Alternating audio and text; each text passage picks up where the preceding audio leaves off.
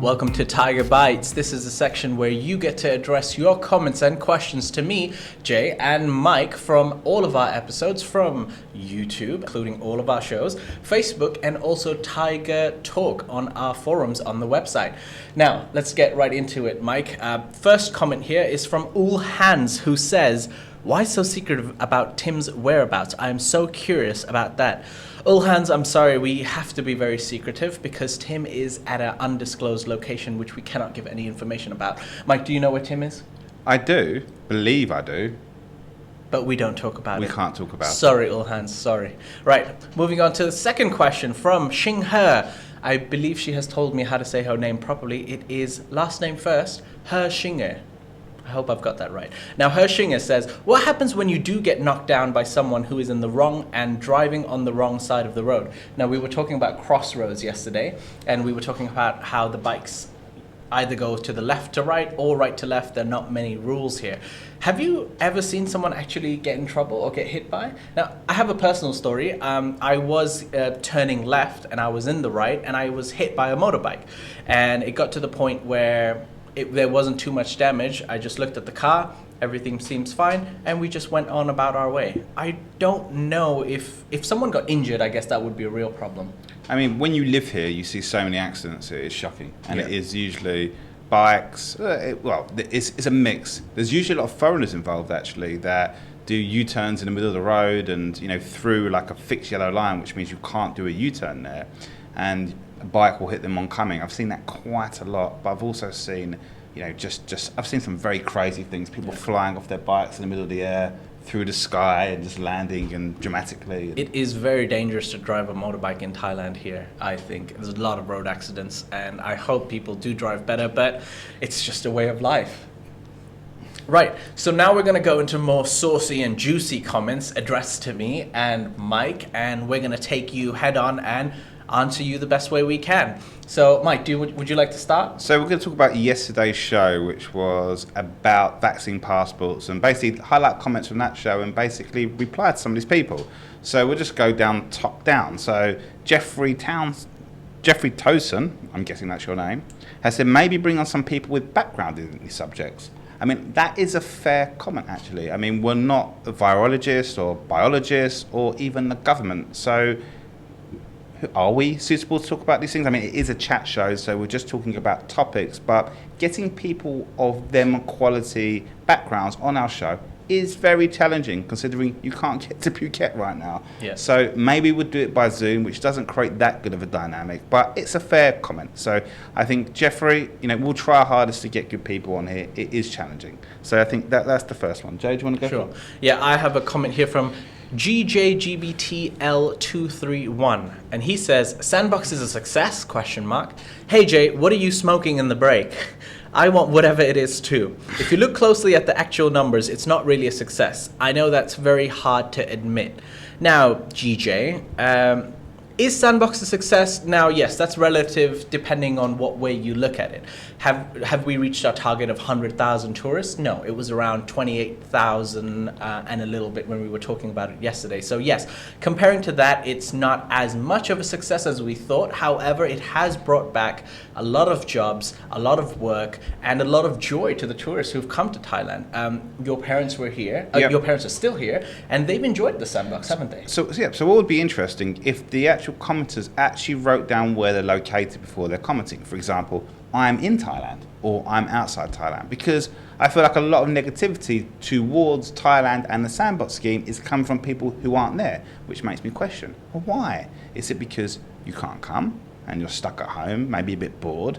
Because I think this is the question I really have, as in, so if you could just put your location of where you are before commenting, that way we can actually make a sample size and say that people here are happy with the Sandbox, people outside are happy with the way you can get back into the country. So that would be interesting, I think. Yeah, sure. Another comment here from Ralph Finker, who says, wow, you really think that the passport gives more freedom? What is with your freedom of choice, the freedom of you being unharmed and in charge of your body? You feel the restriction of freedom when you try to move, and honestly, there is not much movement possible. The passport is the new yellow bind with David Star, or the whites only sign. This is a question of basic human rights that are violated and raped all over the world. This is not about to leave the shoes outside gesture of respect or showing an ID.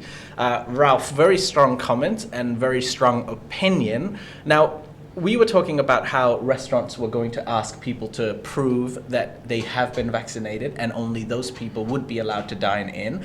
And we also made the point that these are private businesses. So why wouldn't they be allowed to run their business in the way that they want? Ralph here thinks that vaccination passports is all about freedom. Now, why do you think it is everyone talks a lot about the choice of freedom and the choice of choosing that I can do whatever with my body? Does one thing have to do with another? So, in general principle, I respect exactly what I'm saying, and I agree. But the issue we have is our freedom right now, and I said this on the show, which people do not get, our freedom right now is restricted. Now, we cannot do things that we were doing before. So we have a lot of our liberties removed already. Let's not pretend we're totally free. I mean, most people cannot travel, cannot go to the places they want to, because the government does not let us do this. So this is the current state of affairs, not just in Thailand, but lots of countries, even Western countries, globally. So our restriction is in place already. So our freedoms are restricted. So let's not pretend that we're living in a total free society. We cannot do certain things. So what I'm trying to say to these people is this better than what we currently have now? Not in that utopia world of freedom and liberty, but right now, what on earth do we do? And I think if you can answer that one and acknowledge that our freedoms are already restricted, then please come back to me with what do we do? Because that would be very, very interesting. Yeah, and we'd read them out and we'd have a debate. Cool. All right, moving on to the next one. So Martin P, 50, 60,000 tests per day. 15 years ago, I built a PCR lab that was processing 300,000 PCR tests a day. Our lab wasn't unique. It's not hard. It's not easy either, but he can do it. I mean, Martin, we would love to talk to you. If you are that guy that built 300,000 PCR tests daily, you'll be an interesting person to come on the show. So please give us your feedback and contact details. We'd love to talk to you. Yeah, right. Another comment here from Terry Fox, who says, "Thank you, Mike. Thank you for keeping the program on a news and fact track instead of the usual negative spin that the two regular hosts put on every single story and news item. You made the young man think. Jay, by the end of the week, maybe you will be a new, positive, fact-based, non-opinion news program host." Terry, I'd like to tell you that normally when we do talk about things, we do talk about our opinions and our feelings towards it. I'm guessing you don't agree with my opinion. However, sometimes my opinions are positive, sometimes they're negative. I think I am free to have an opinion on it, and so are you. So thank you for your comment. But I do have a positive take on a lot of things, don't you think? Yeah, I do. And I think that the issue we have with commenters in general is that if we push our opinion and you don't agree, you'll be like, nonsense, these people hate freedom and liberty. But isn't freedom of speech one of them? That's kind of the main one. That's where it all starts. So I think, I question when some people write about not providing our opinions and then saying you're restricting freedoms because you're saying this. Well, we're actually just saying what we think. So, and we're not right, we're not wrong. It's just an open debate and it's interesting. Mm-hmm. Okay, on to the next one. So Nigel Baker. First time I've been able to listen to Mike without being bored. Wow. I mean, that is brilliant. I mean, I think you're probably beating my girlfriend, who's probably bored listening to me every single time. So, well done, Nigel. Really appreciate that. I'm glad I'm swinging you onto the dark side of where I am. Another comment here from Dave B, who says, "Good call, Mike. Jay mentions discrimination. That's just rubbish. If I want to come to Phuket, I have a mountain of paperwork. So what's the issue to provide it to restaurants? It's sad Thai people cannot get vaccinations, but if I want to eat out, what's the issue with showing my vaccination?" I guess Dave is agreeing with the first comment you made. He doesn't see any issues with showing vaccination proof. And Dave, I'd like to agree with you and say neither do I. I was just making a point that a lot of people can't get vaccinations for various different reasons. And I was just making a point talking about what do those people do? What do kids do who can't get vaccinations? What do people standing in lines who've waited for months to get a vaccination can't get a vaccination? Do all these people have no rights and they can't go to these restaurants? It's a bit unfair towards them. That's the only point I was making. But you're right. If you have been vaccinated, and if you do have a vaccination card or proof, and you could go to dine in, why not? At least that way businesses can start up, they can start making money, and the economy will start to get better. I read a great comment from someone who said, I can't get vaccinated because of religious purposes. And I think the question is, whoever wrote that, is what religion is stopping you from getting vaccinated? I think that'll be quite interesting to find out. I mean, I'm not too sure how that works, and you didn't really put down any details, so please let us know what religion's forbidding a vaccination.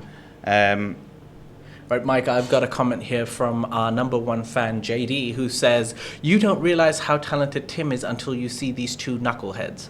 I think that's a compliment, knuckleheads. That's a good thing, isn't it? I don't know. I don't. What is a knucklehead? I'm just thinking, not too sure, but is that a compliment? Yeah, is that thank an you, insult? JD. I think of that as a compliment. Thank you, JD. Right, moving on. Let's go to a comment from Ped Engtor, who says, the Thai minister wants Thailand to open up for all tourists, and I want a pony for Christmas. I'm sure the implementation will go very smoothly. You think? Ped, I guess, yes, a lot of people are thinking that will it actually happen, and they do have plans to reopen everything from January. It is very optimistic, like we said yesterday. What do you think, Mike? Do you think everything will go to plan? Will it be smooth? Nothing goes to plan, and not just in life, nothing goes to plan. So let's just, we all know this. So I mean, at least there is a plan, right? If you fail to plan, you plan to fail. That is the reality of anything. So having any form of plan is better than no plan. So we can criticize what we want, but at least there is something there. If you have a better plan, please suggest it. Okay. So I have a comment from Greg Hanna saying, I'm going to shut it down now. I cannot take another week of Mike. And I thought, Greg, that was an amazing comment, and I think that maybe you're going to watch me every day. I know you will. So thank you for that. And then there's a lot more comments that follow this around, people who support me or people who dislike me.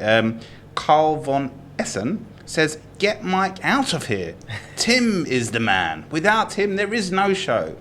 Turns out, Carl, you're probably wrong. Hence, there is a show running today. And lots of comments around me, and it's really interesting. Keep them going. Mickey Munger, who the hell is this bloke? An expert or virology? I think not. I mean, at no point did I say I was either. So, Mickey, thanks for pointing out that I'm not a virologist or an expert in any field besides coming on this show and replying back to your comments. So thank you very much for that. Right, Mike, I have another comment here from Dario, who says, Mike's explanation of why vaccine passports is okay is absolutely ridiculous, and I keep hearing the same from others. Comparing going on a flight and using your passport is not the same, is it? I'm going to cut to the ending where he says, F this Mike guy. Even Jay and Tim said they wouldn't want to go into a vaccine passport restaurant. Well, good use of language, Dario. I mean, just because Tim and Jay said they wouldn't want to go doesn't mean that's representative of the whole of Thailand, firstly. And number two, you should stop getting so upset while watching YouTube to get yourself so angry into a state. I think a nice cup of tea for you might make you feel a little bit better in dealing with his comments. But, if you want to write something, by all means, we're open to listen. But I think I don't agree. I think your liberties are already restricted, as I mentioned before. So once you've realised your liberties already are restricted, then work out how to remove any form of restrictions. So thanks, Mario. Very happy to speak to you. So on to Paul Lee. Paul Lee says, this white male speaker is a bozo. We're interested in news presented as facts, not your personal opinion or stance on the matter. Thank you very much for that, Paul Lee. I think the same applies to you. We're interested in facts, not your personal opinion on myself. So I'm just reversing that back to you. This is a talk show where we talk about interesting points. There is a new show called Thailand News Today. You can watch that every day at 6 p.m. If you just want the news, please only just watch that show. If you want to watch Good Morning Thailand, which is a talk show talking and debating about the latest topics in Thailand, that is the place to go. Right, so a very hot episode of Thaiger Bites today. If you do have any comments or questions from either our Good Morning Thailand, Thailand News Today, you can leave them on Facebook, YouTube, and our Tiger Talk forum on the website. That's it for our show today. I hope you enjoyed it and got some of the answers that you wanted. yeah, I'd like to thank Mike for the show today. I will be back tomorrow, guys, so you keep going, and we'll have lots of responses. So. Right, and I'd also like to thank Jason behind the buttons. That's all we have for today. Have a great day, and see you tomorrow.